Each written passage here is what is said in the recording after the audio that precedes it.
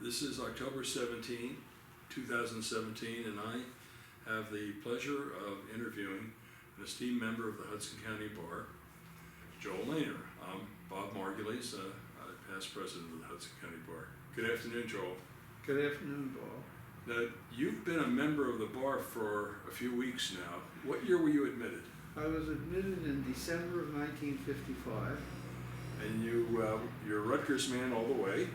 I went to Rutgers Undergraduate School for my Bachelor of Arts and then to its law school for my Juris Doctorate.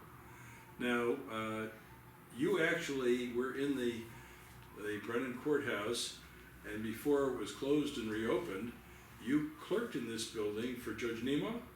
I clerked for Judge Nemo, and for about a year and a half. The clerkships at that time were a little different than they are now. I was there until all of 1956, because I was admitted in December of 55 and sworn in then. And I was there all of 56 and half of 1957. Now, you asked me before we started whether I'd ever heard of Judge Nemo, and I said I thought I'd seen an opinion, and I thought your answer was sort of interesting. Tell us about his opinions. Well, he was a really nice person, but his interest was in Eagle Scouting. And he would give, every day, he would give tests to Boy Scouts who were becoming Eagle Scouts. And that was really his interest, and the law was a lesser interest. But he was a gentle, nice person. And you wrote the opinions. And there were 4 or 5 written opinions. He was a county court judge before they made county court judges superior court judges. The same power, the same method of bringing them from lawyer to judge, and he received his cases from the assignment judge, who was then Hayden Proctor. And Hayden Proctor went on to become a justice of the United States Supreme Court. New Jersey Supreme Court. But while he was here, I developed a friendship with him. Our chambers, that is Judge Nemo's, was directly across from Judge Proctor's. So we became quick friends, and he knew that I had a capacity to write, and he assigned cases to Judge Nemo that he believed needed an opinion. And sure enough, I wrote all of the opinions, and he sometimes edited them, but mostly he didn't. And during the course of that year, there were 4 of Judge Nemo's opinions that were printed in the books, published. They were published opinions. And sort of a funny thing occurred. I was then with after that clerkship, I worked for Ray Chasen, and in that office was Ray Brown. Very famous criminal trial lawyer. Very famous criminal trial lawyer. Chasen was somewhat famous as a civil trial lawyer, active in civil liberties. He was counsel for the NAACP. And that's how Colin Ray Brown got to him, through the NAACP. And also involved with the American Civil Liberties Union. So he was quite, we call it today, progressive. Yeah, he was a progressive, but not as progressive as I was. In fact, I'm still progressive. And he's long gone. He passed away in the mid-80s.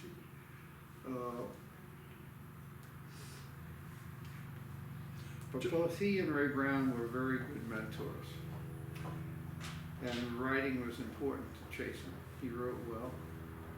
And it became important to me. And Ray Brown was, of course, an extraordinary lawyer. He did criminal work. He was light-skinned, but they believed him to be African American. Actually, he was part Indian, Seminole Indian, and part African American. I knew him very well. We were very close friends for many, many years until he left to form a partnership with Irv Alderman. And I stayed with Chasen and built the firm. Joel, we're now in the second decade of a new millennium. How are things different now from the 50s and 60s? What was going on in the 50s and 60s in the legal community? The legal community during those early years was much smaller than it is now. But I remember in 1995 giving a thank you speech in recognition of an award for, I think it was service to the bar. I can't remember the awards. My first award was in 1992 from the Trial Lawyers of New Jersey. I think they called them TANJ. Right. They still have extraordinary events, an annual event at which they select a lawyer from South Jersey, one from Mid Jersey, one from North Jersey. And it's peer chosen, and it's difficult. I mean, over the years, you don't see too many people who get the TANJ award. But I was lucky enough to receive that in 1992, and that was my first public speech about receiving a peer-related award. And it was phenomenal. I mean, there were 700 and some people to that event. And I understand, I had gone to a few after that continued at that rate of, those lawyers were both defense lawyers and plaintiff's lawyers. That's the reason there was so many there. Also been a recipient from the State Bar of the Medal of Honor. But the one thing that on your resume that sort of stands out for me, and I see that you stand for, is the Chief Justice a number of years ago formed a professionalism committee, and you were, it was the Chief Justice on it, and only a few people, only a few lawyers. You served on that for quite a while. I served on that for 14 years. It was a joint commission between the State Bar of New Jersey and the judiciary, and the state of New Jersey through the judiciary. And there were about 5 lawyers on it. I was on it for 14 years.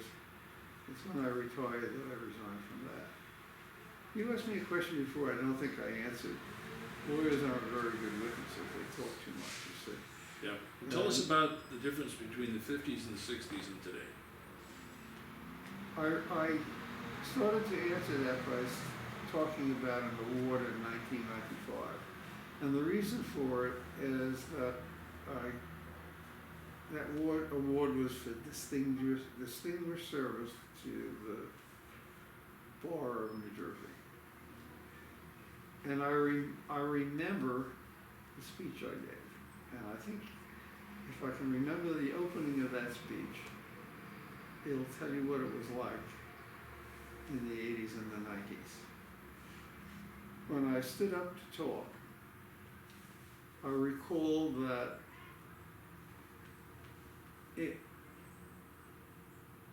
in no more than about 10 to 12 years before, when you looked at the crowd in front of you at this annual event, you saw gray smoke, cigar smoke. You couldn't see through the smoke. It was like a cloud.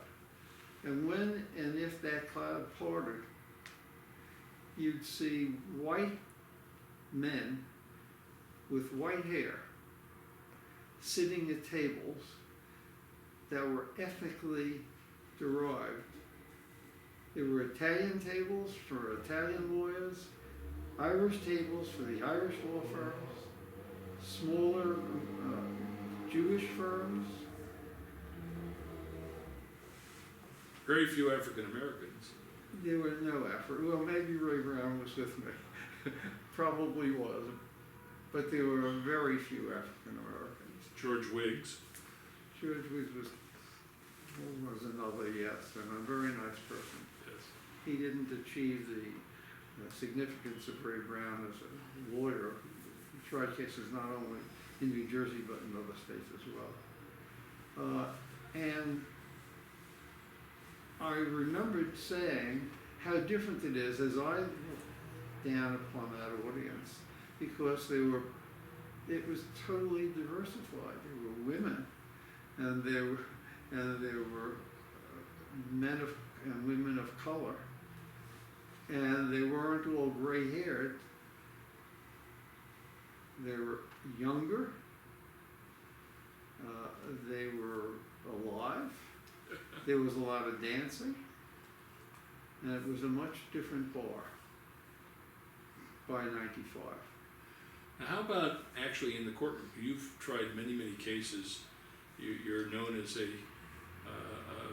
lawyer's lawyer when it comes to trying cases.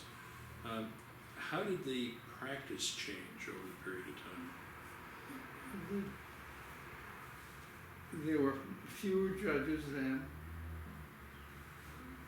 but they were also very well trained and were highly professional.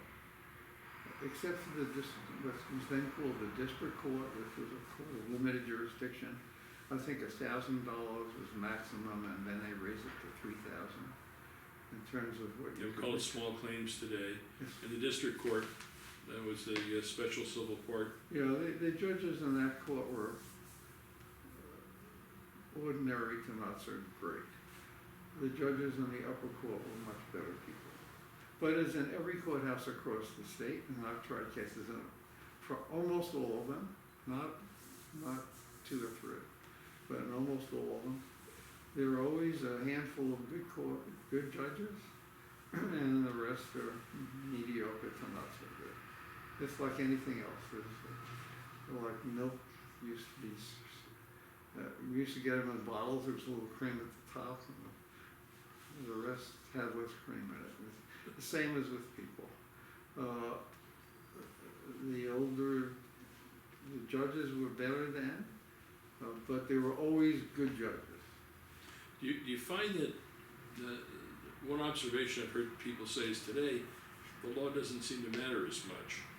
The court, for instance, our Supreme Court, which was at one point probably the premier Supreme Court, state Supreme Court in the country. It was definitely, the second to the United States Supreme Court, the best Supreme Court Yeah. in the country. Yeah, and over the years, it has fallen. But what I'm sort of interested in, I'm not in agreement with that. I'm not saying it's fallen, but it has not maintained being just under the United States Supreme Court in recognition and Well, there are some who've joined New Jersey in being among the top Supreme Courts in the United States. But that court was wonderful. It was always exciting and a pleasure to be before them. And except for an occasional chief that was a little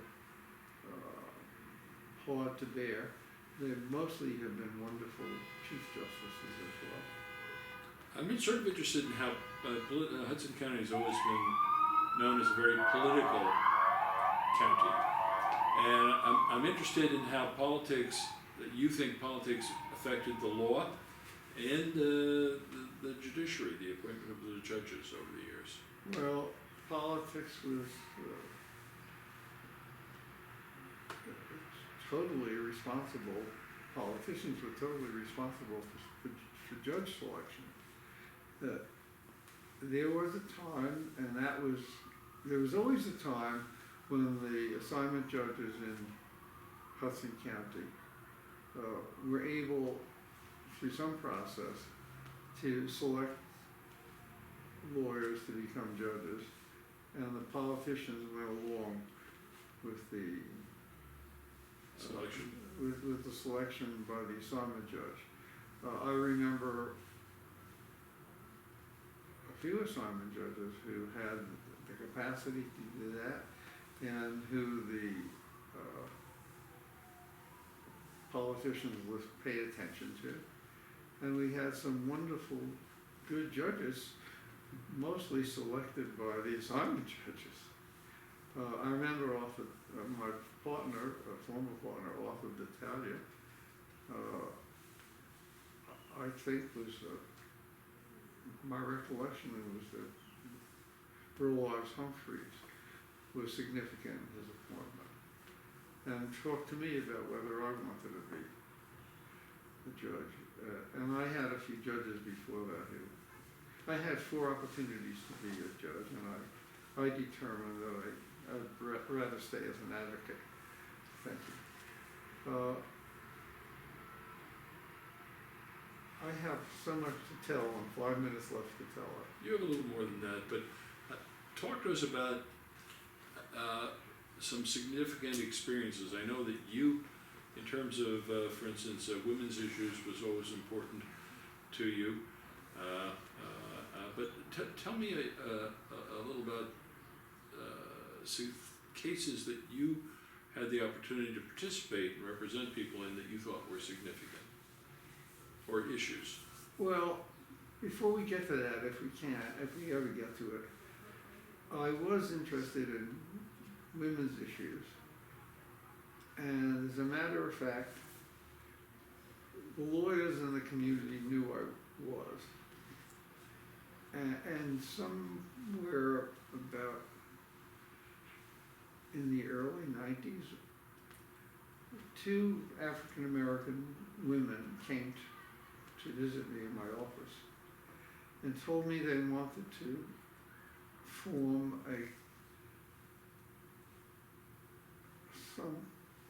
they weren't sure what they wanted. They wanted to open a Planned Parenthood facility. And I asked them why they came to me. They said they asked one was the mother of someone who became a judge here.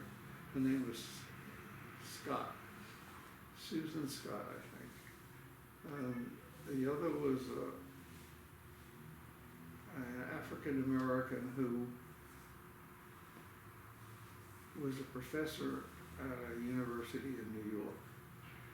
And they said they had asked other lawyers in the community to help them, but since Hudson County was such a Catholic-run community, they couldn't get a lawyer who wasn't afraid of the Catholic Church.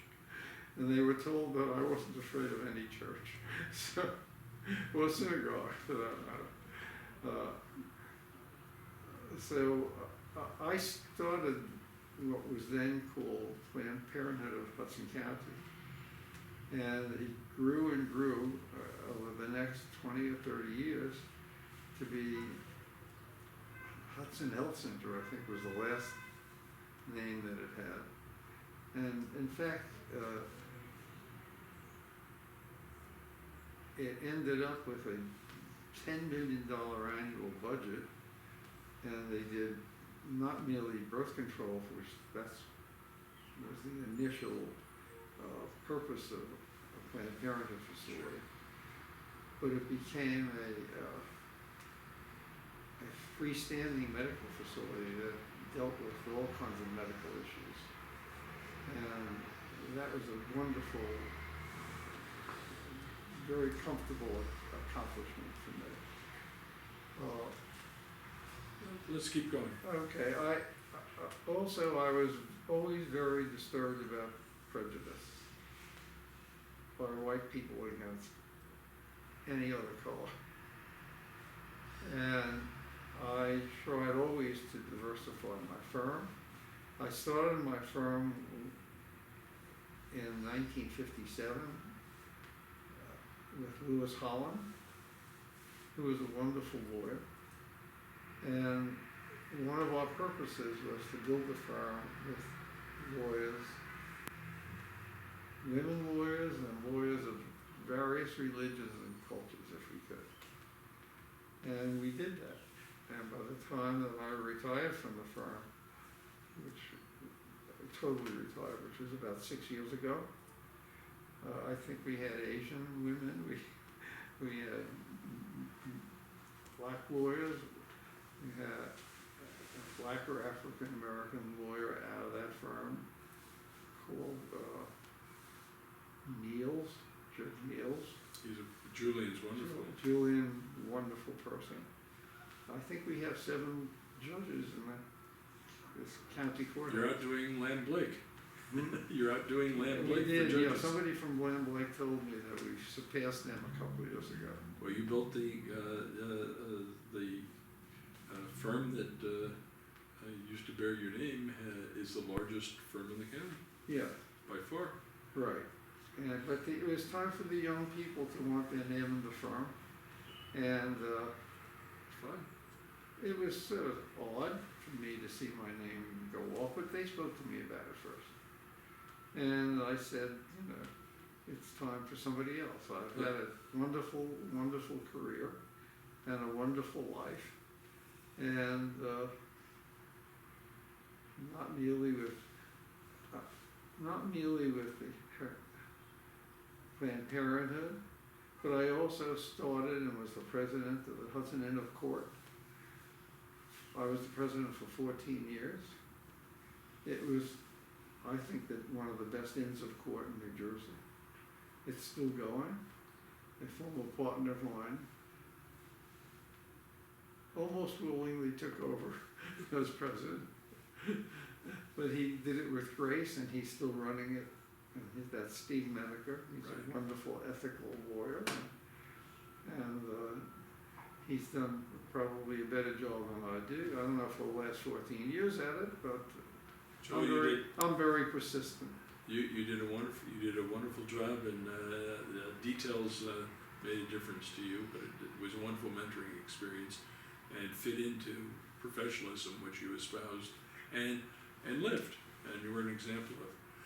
I just want to finish the question that I asked about, are there any particular cases that I you heard thought, that question. that you thought were significant? I had a lot of significant cases, but what was significant to me was learning about how people react. I had some very interesting family quarrels where siblings would take a phenomenal business that was built by a parent, or parents and grandparents, and because of their natural instincts to be jealous of each other and fight each other, destroyed those businesses. And the last 2 major cases that I dealt with, one of which you mediated, as a matter of fact, was 2 sisters and a brother who built a wonderful business with corporations in New Jersey and Florida. And I don't know how many years ago that was, maybe 7 or 8 or 9 years ago, when we finished. They're still fighting in the Florida courts. I heard. Basically, they're a Florida company. Here, I had that with, and it wasn't a particular group. That group were Jewish. I had one with Italians, where it was exactly the same. The brother and sister took over. The brother pushed the sister out. It was horrible. The brother finally, both parents died. The brother took the business away from the sister, ran it into the ground. Then he died, quite a young man. I think he was in his 50, would have been a lot, probably 40s. So the justice occurred naturally rather than by anybody's efforts. I have one more question, because we could spend days at this because of your experience. What is it that you would like to say to young lawyers who are starting out, who want to practice in this community? What would you want to imbue with? I never thought there was any difference between this community and any other community. Lawyers would always tell me when I was young that Hudson County was a good place for injured plaintiffs if you represent them. And Union County was a good place. Bergen was terrible for that. None of that was true. If you prepared your case properly and you had a good case, the likelihood is you'd win it. Because jurors, you had to, of course, select the jurors, and you had to know how to bring to the attention of the jurors the important, significant aspects of your case so that you can win. And my former partner and still friend, Bob Tall, who was the chancery judge in Hudson County for a long time, and who I saw for dinner just 2 weeks ago, as I do every month, he was 90. Wow. At his birthday in July. Terrific. He said there are some lawyers who know how to hit the gun, who know how to bring in a big verdict, and there's some lawyers who don't. And those who do can do it pretty much every time they have a case. And those who don't, and it doesn't matter what county you're in. I have had wonderful victories in neighboring counties and in faraway counties. So it's prepare the case. There has to be, you have to know what you're doing, you have to know how to prepare a case, and you have to be honest and open with the jurors. And you need a personality that permits the jurors to understand when you're being honest. One thing that I don't know that many people know, but I know about this, we have an arbitration system now, so many cases go to arbitration. Actually, we complete about 15,000 arbitrations a year in the arbitration program, and you are the one who is responsible for sending the word that the arbitrator should either give full value or no cause, not a compromise. Well, the genesis of that is that I really think that arbitration is a cure for which there was no disease. Well, but that ship sailed a long time ago. Yes. And I think that it's a playground for unscrupulous lawyers and make-believe judges who didn't know the rules of evidence and who didn't know how to deal with unscrupulous lawyers. And one of the things that was happening is what you brought up, that Compromise they were awards. compromising. They were said, instead of rendering a judgment. Yeah. That was based upon the evidence and fair, and fairness also required that the tools they used in arriving at the judgment were the same tools that a jury were instructed to use, which many lawyers don't even know about, but Right. the good trial lawyers know about. They were giving judgments in arbitration, or decisions which amounted to judgments in arbitration that had no relationship to the value of the case. They were sort of settling the case Right. on the basis of their minimal knowledge of the facts and the law, with little experience in litigation. I have to tell you that your advice crept into, and it is the rule, and we teach it today. Joel, I want to thank you so much for this. I know it's a short opportunity because you lived a lifetime in the law. You know, But I I think want there to was thank you. something else I wanted to say before we finish. Sure. And you asked me what would I advise young Yes. lawyers? If you're going to be a trial lawyer, which is what I was, you have to really know and understand the rules of evidence. Now, you're not going to use it a lot because there's a lot of non-trial matters for trial lawyers. I mean, trial lawyers in New York, for example, if they take 2 depositions in a year, they think they're trial lawyers.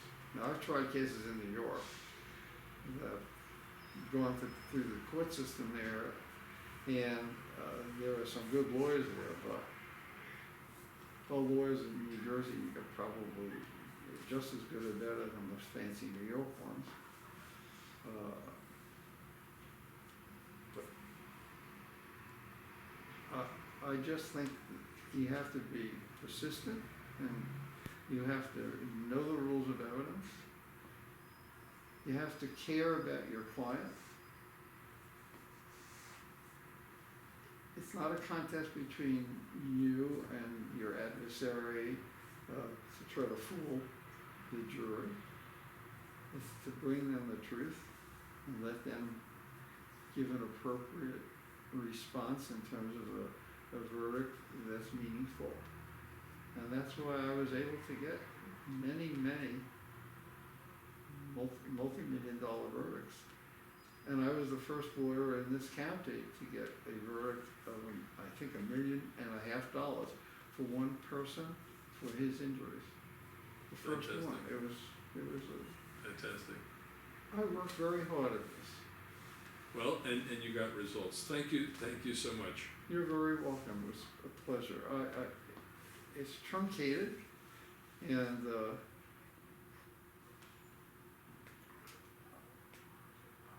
I want to say that you can have a wonderful career in this county.